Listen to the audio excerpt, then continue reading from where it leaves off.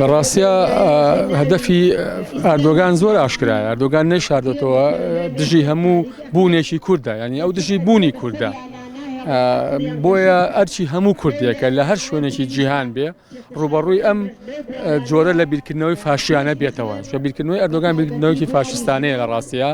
و بە هیچ جۆرە بڕای بە بوونی کورد نییە و ئەیەوێت کورد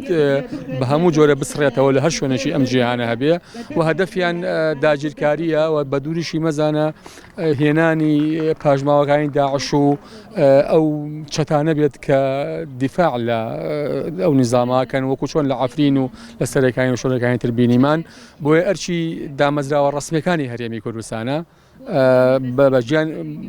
دژی ئەم ڕوبەڕوو دژی ئەم جۆرە لە داگیرکاری بوەستنەوە و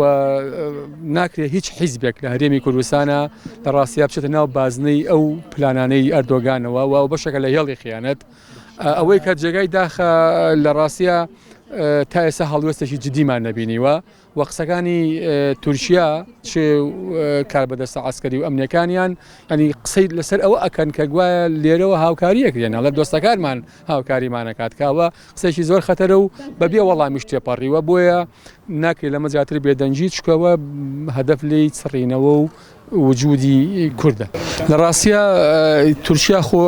تازە نییە بوونی لە هەرێمی کوردستانە، تورکیا بە شێوەی ئاشکرا و نیەنی لە هەرێمی کوردستانە هەیە و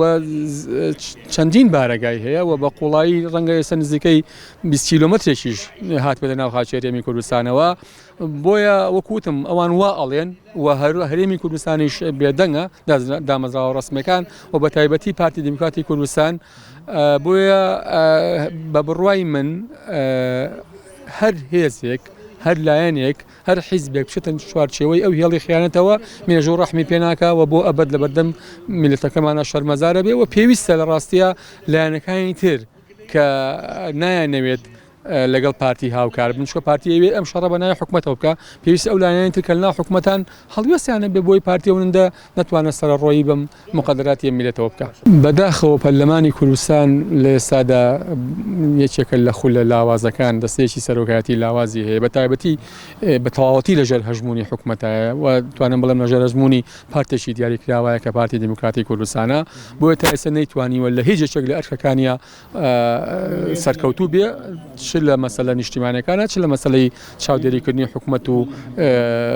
دیفاعکردن لە مافی میلەتەکەمانە.